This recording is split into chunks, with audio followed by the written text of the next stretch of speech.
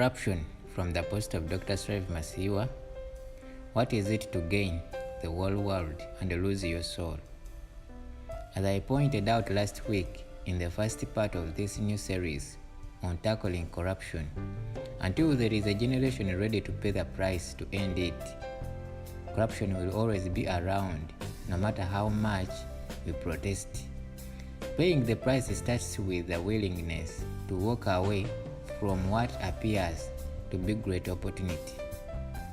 To get us thinking about what this means, let me give you an example of what happened to me once.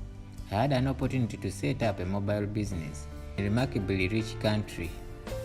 I had been invited to form a joint venture with a group from a Nordic country as well as a state-owned country. The negotiations on the terms of the agreement were taking place in London. Everyone was sitting at the table going through the documents line by line. We had been circulating copies for several weeks. Suddenly I noticed a few lines which disturbed me, so I went over to the delegation leader to ask what they meant. "You have set aside 20% shares for other local partners, but you have not named them," I began.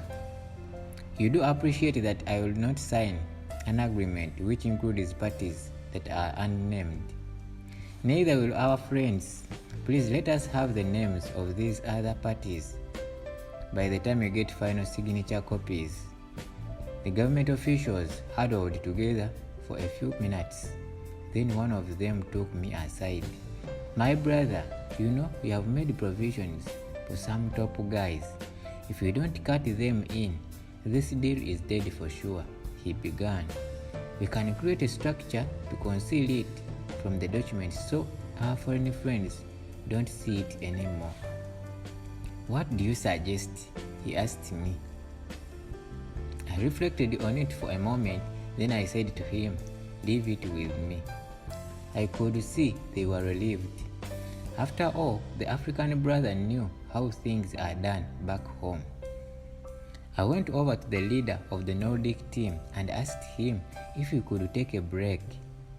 We both left the room and took a walk. I explained to him what I had spotted and the response of the other side.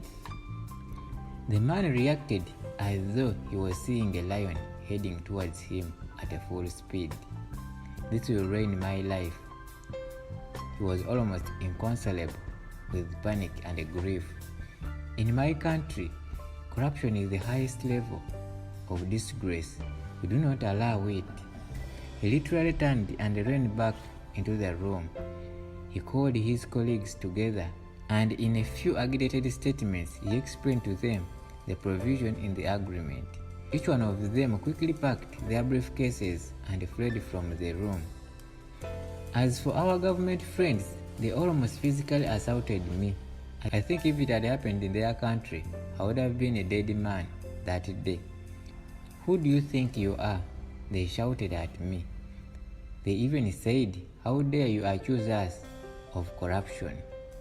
I packed up my business briefcase as threats of death if I ever went to their country rang in my ears, and then I left the room. This was about 15 years ago. I never saw them again. Someone told me they found other people to do the deal with. I was not interested and I didn't care. I had saved my own soul, and at the time, that is all that mattered to me. Sure, I would have made a boatload of money, but Jesus said, "What is to gain the world but lose your soul?" Lessons. 1. Did you notice how our Nordic friends reacted? They fled from corruption. The very idea of being involved in something corrupt terrified them. This is how you must react when faced with someone seeking a bribe or proposing something corrupt. It must invoke a deep sense of indignation, like someone is trying to defile you. 2. We the ordinary citizens are the leaders and soldiers in the fight against corruption. We must volunteer ourselves to fight. If you are waiting for some elected official to fight it, then you may be waiting a long time. We need to suck out the oxygen that feeds corruption. That oxygen is our silence, fear, or sense of indifference. There is a price to pay. I've met ordinary people in Africa who are prepared to pay an extraordinary price to resist corruption in their jobs and communities. These are the people who will end corruption. Thank you to the thousands who wrote me here last week to share your deep concerns. I really appreciated the record number of you who engaged on this critical topic. Speaking up is critically important.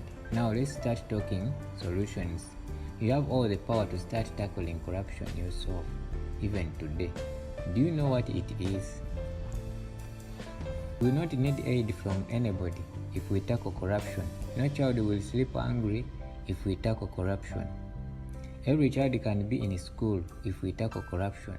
Our nations will not just prosper, but soar if we tackle corruption. Imagine what would happen if corrupt officials knew that there is a real chance that someone might secretly record them or even take pictures of them asking for a bribe.